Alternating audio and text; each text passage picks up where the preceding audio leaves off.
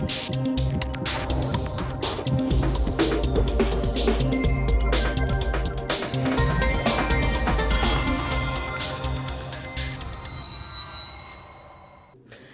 эрүүл мэнд нэвтрүүлгийн өнөөдрийн дугаараар Амийн Эрдэнэ эмнэлгийн чих хамар хоолой эмч хоолойны ангийн сэдвээр зөвлөгөө өгнө. За хоолойны ангийн гэдэг бол юу юм байгаа? Гүйлцэн булчирхаан одоо өрөвсөлт өвчнийг хоолойны ангийн гэдэг. Гүйлцэн булчирхаан нь болохоор өөрөө тийм өөрмөх зохион байгуулалттай эргэтэн одоо хүүхэн хэлний хоёр тал бондгор тийм булчирхаа байгаа. Тэр өөрөө гаднаас нь харахад олон хонхорхоонуудтай байгаа. Хонхорхоо болгон цаашаа суугтай, сууг болгон хоорондоо холбоотой. Өөрөөр хэлбэл нэг нүхээр нь одоо шингэн уусмал хийхэд, эмийн бодис хийхэд бүх бус нүхээр нь зэрэг гарч яадаг, шүүр шангаар гоожж байгаа шиг. Тэгэхээр нэг нүх нь өчнөө олон холбоо нүхтэй дунджаар нэг хүнд бол нэг талын гүйлсэн булчирхаагаад 7-8 10 хэдэн ийм хонхорхоос нүх буюу суугнууд байдаг.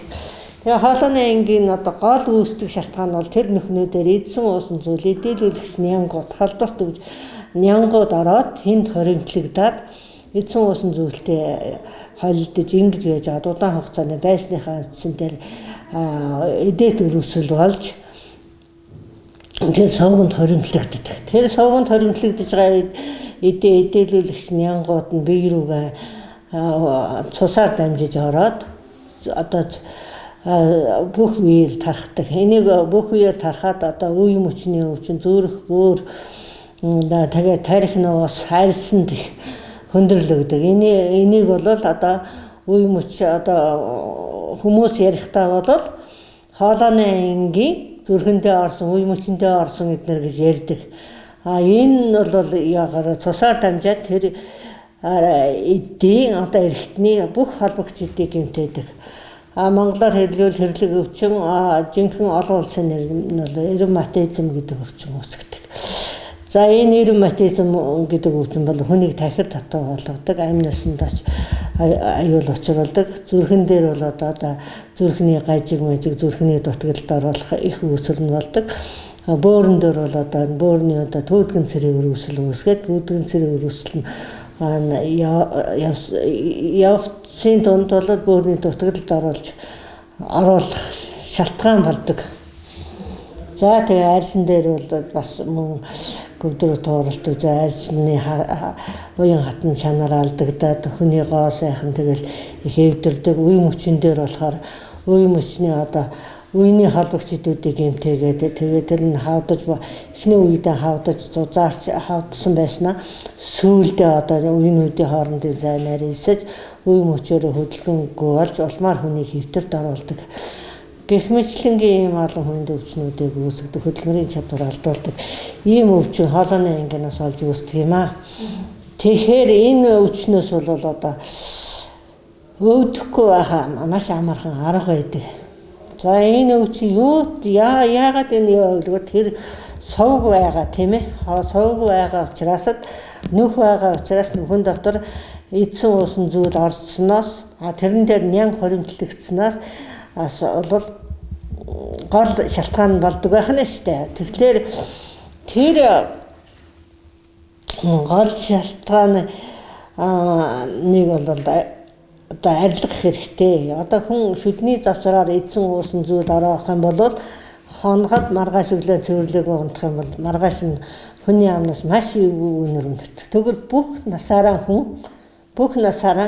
ерөөсөн тэр хоолой дотор байгаа тэр эдсэн уусан зүйлийн тэр нүхэн дотор байгаа тэр яг тэрнтэй адилхан шалтгаанаар үүссэн эдээд өрөвслийг бол эдээд бохирдлыг бол арилгадаггүй яа тэрнээс бүх үе нь өвддөг.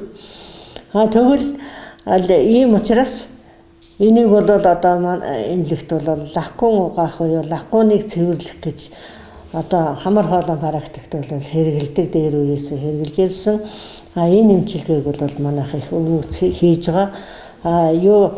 Одоо хоолойны эдээд өрөвслийг эмчлэх одоо аргасан ийм эдээд өрөвслийг эмчлэх одоо үндсэн хоёр арга нь бол нэгдүгээрт нь бол хоолойны майхыг авах уу танзилэх тэмээ хийх гэж байгаа. Хоёрдугаар арт нь бол эмийн эмчилгээний уу энэ лакуныг одоо цэвэрлэх угаах эдээг нь авах саруулах наалдангийн салах энэ эмчилгээг зэрэг хийдэг. Энэ дээр бол одоо манай дээр бол хөргөн хэрэглэдэг маш олон хүмүүс эмчилгэж байгаа. Ерөөсөө энэ хоолойны ангийн чинь гэр бүлийн ерөөсөө халдварт өвчин шүү дээ. Халдварлагч нянгуудаар үсээ стрептококк, стафилококк гэл бүх төрлийн эдээлүүлэгчний халдварт нянгуудаар үүсгдэг. Энэ бол халдварт өвчин. Аяг тавг соож тэгэл бүх зүйлээр халдвар энэ юмараа бол амнаас ам дамжин халдварлагдчихэд. Нэгэн учраас бол хүмүүс бол одоо гэр бүлээрээ энэ өвчнөөс бол салах хэрэгтэй байна. Салахын тулд бол эхлээл хоолойд байгаа эдээлүүлэгч нянгийг цэвэрлүүлэх хэрэгтэй. Цэвэрлүүлж угаад саруулж ахуулчих хэрэгтэй. Энэ эмчилгээг бол одоо сүүлийн үед бол хүмүүс их хийлэгдэг болсон. Ялангуяа гадаадд сурахаар ажиллахаар явж байгаа хүмүүс бол эмчилгээ хийлгэж явдаг. Тэгэд бол 4-5 жил болоод ирэхэд бол хоолой өвдөг, бие өвдөг, зүрх өвдөг, эмч өвдөг гэж ингэж ирдгээ. За энэ нь бол яагаад гэвэл ерөөсөө голомтыг нэмчилж байгаа. Идээд голомт чинь цус руу ороод сэдрээгээд идэг. Сэдрэлтийг бол байхгүй болгочихж байгаа. Яг бол нөгөө идээ байгаа учраас л тэрний шимэгдэл биеийг өвдүүлээд байгаа. Тэгвэл сэдээгээд байгаа тэр идээг нь байхгүй болгочхоор тэр хүний биеинд сэдээгээд өвчин одоо тэр үүсгээд байх юм байхгүй болгочхоор цаад бие бол эрүүл байдаг. Бас нэг анхааралтай хэлэхэд бол одоо нэгэнт одоо хоолойны өвдөд үеийн өвчнөдөө юм уу зүрхэндөө нөлөөлсөн хүмүүс зөндөө байгаа. Тэр бол одоо яах вэ гэвэл тэр хүмүүс мөн ялгаагүй тэр голомтой эмчилүүлчихэд тэгээ зүрхээ юм уу, үе мөчөө юм уу одоо тэр үдсэн эрхтний эмчилүүлэхэд үрдэн их сайн байдаг. Тэгэхгүйгээр нэг эмийн эмчилгээ доторт юм уу зүрх судсантай бөөрийн тасаг тавьтал эмчилүүлээд байдаг. Тухайн үед бол эм тариагаар бол сайхан эмчилгээдэд гардаг. Хэдэн сарын дараа юм уу, жилийн дараа юм уу дахичдаг. Дахиад нэг тэгэл жил бүтэн жилээр л дэцлийн пенсилинжигээр байхын амттай хийгээд яваад байдаг. Тэр нь гэвч нөгөө нян нь байдаг. Баян цус руу цаанаас нөгөө өвчнөө үүсэх нян ороод байдаг. Тариага хийлгэлээд байхын юм тарины хордлого болоод байхын мөнгө төгрөгөө өрөөд байхын өвчин болоод ингээл цаг хөдөлмөр ахаа амьдралд хохирол очроод яваад байдаг. Энийг хүмүүс мэдэхгүйгээс болоод. Ийм учраас энэ идээд голомтой эмчилүүлчихэд нэгээс голцоо хүмүүс нэг удаа маш сайн курс эмчилгээ дотор одоо зүрх өвдөгөөл зүрхэндээ ревматизм эсрэг эмчилгээ хийлгээл тэгэл хүмүүс юу нэрүүлждэг дээ.